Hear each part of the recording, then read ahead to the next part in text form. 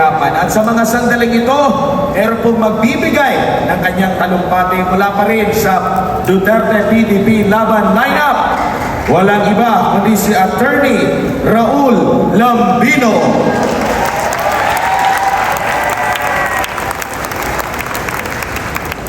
Isa muling malakas na palakpak para kay Attorney Lambino.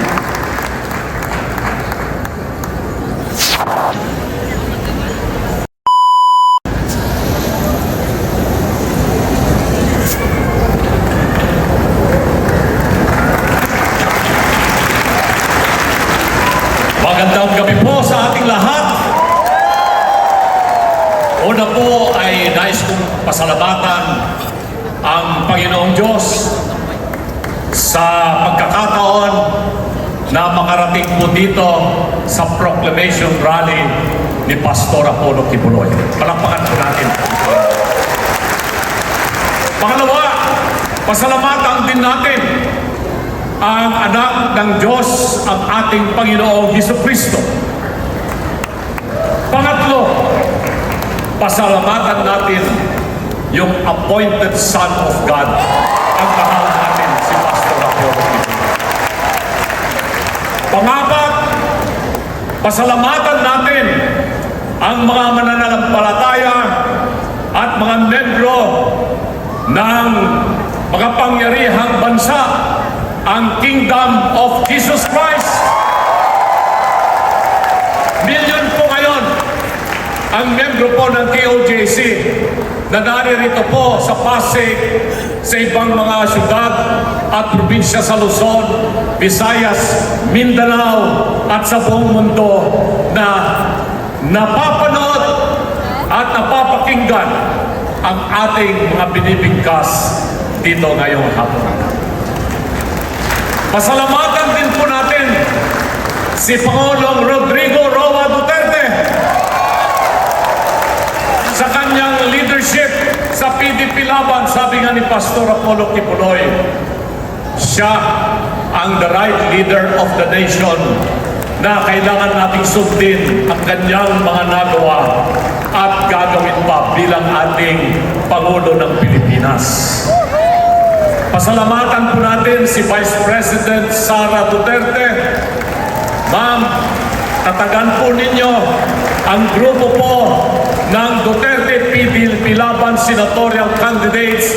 Andito po kami para ipaglaban po kayo.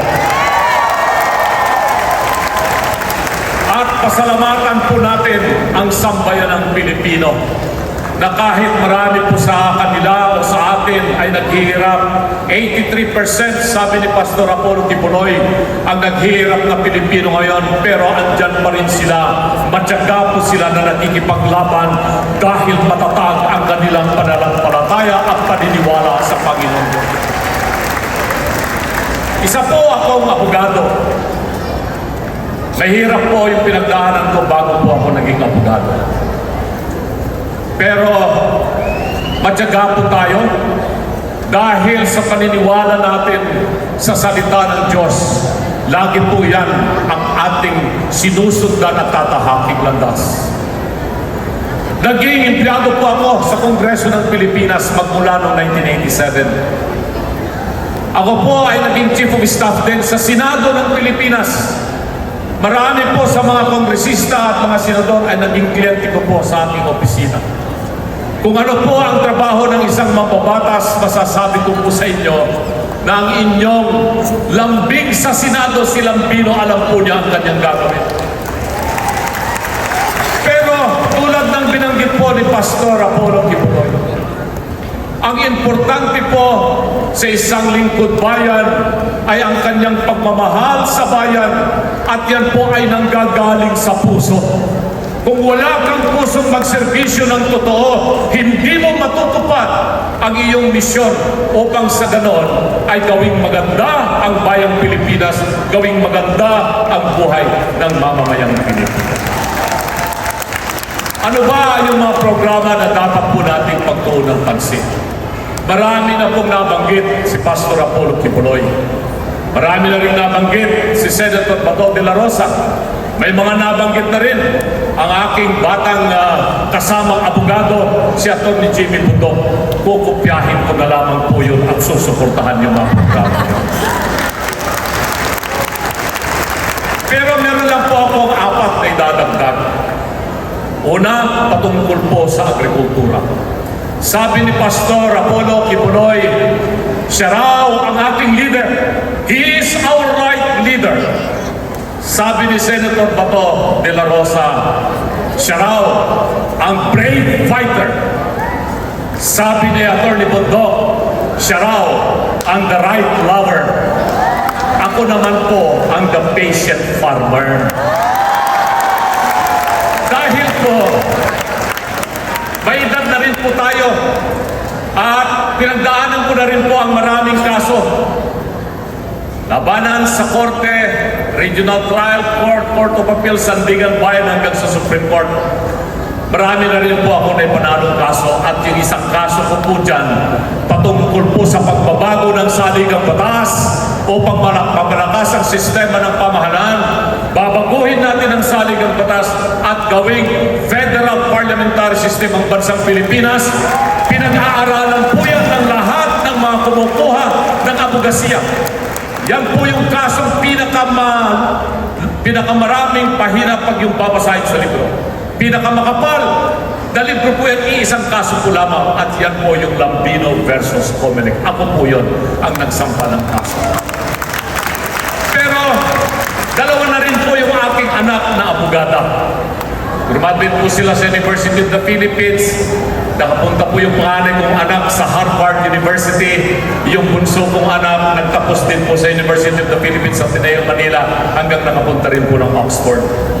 Yung manugang ko po ay isang abogado rin, yung manugang ko rin na babae ay isang abogada. Bali 5 na po kaming abogada sa aming pamilya o abogado.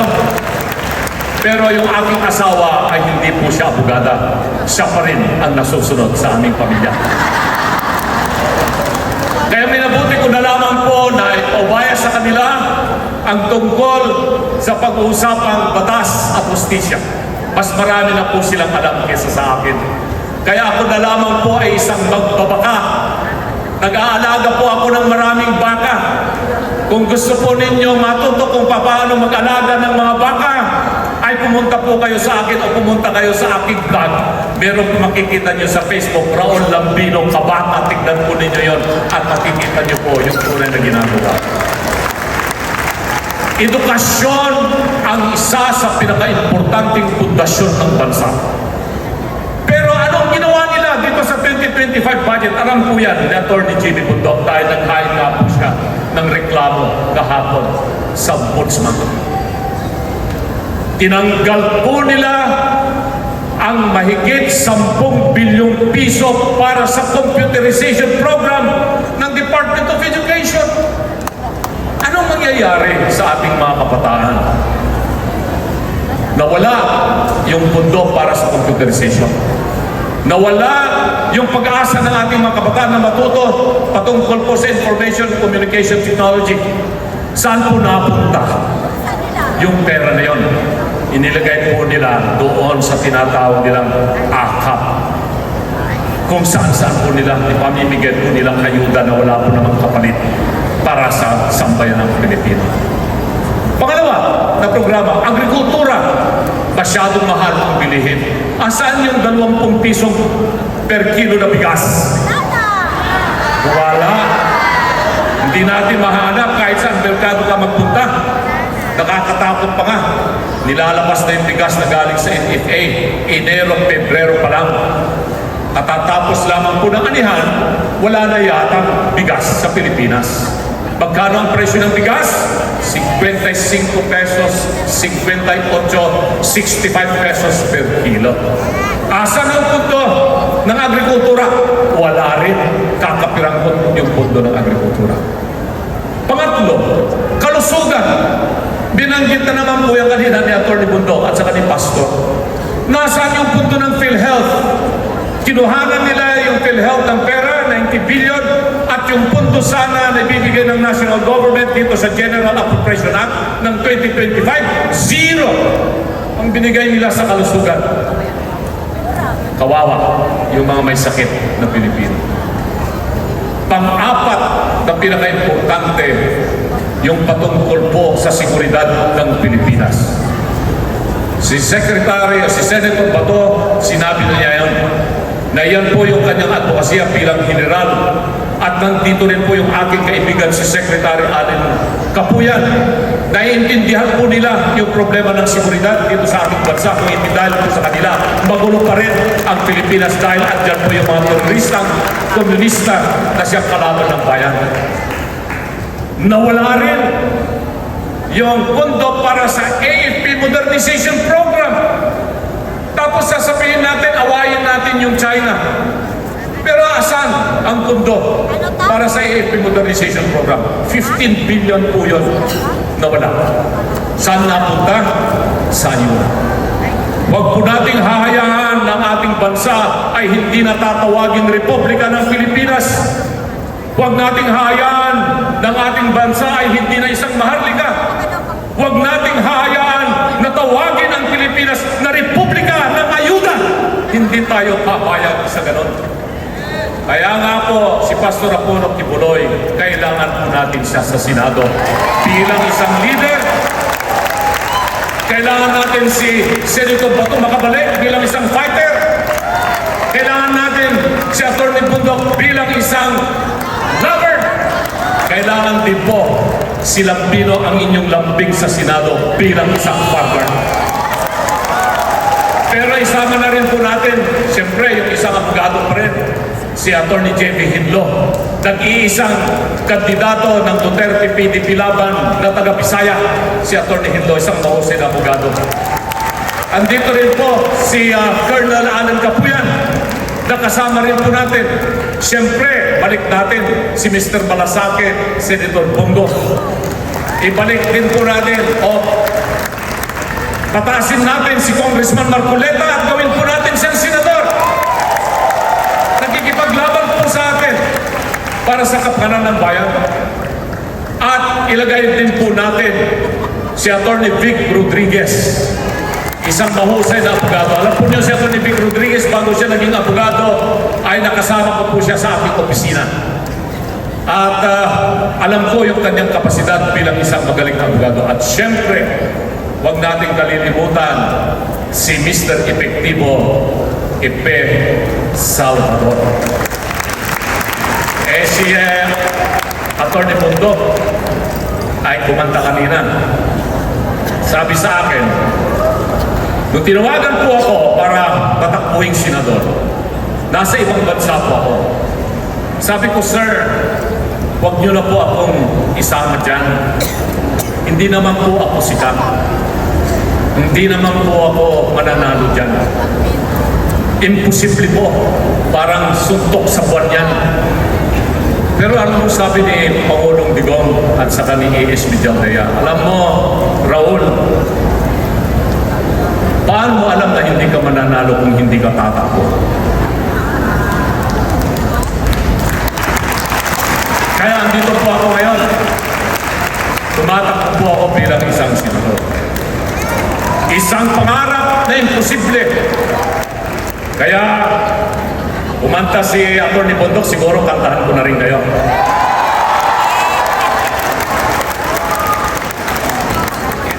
At ito pong kantang ito, kung alam po ninyo yung novel ni Alexander Dumas na Man of La Mancha, si Don Quixote. Ito po yung theme song doon sa scenic na The Man of La Mancha, Don Quixote.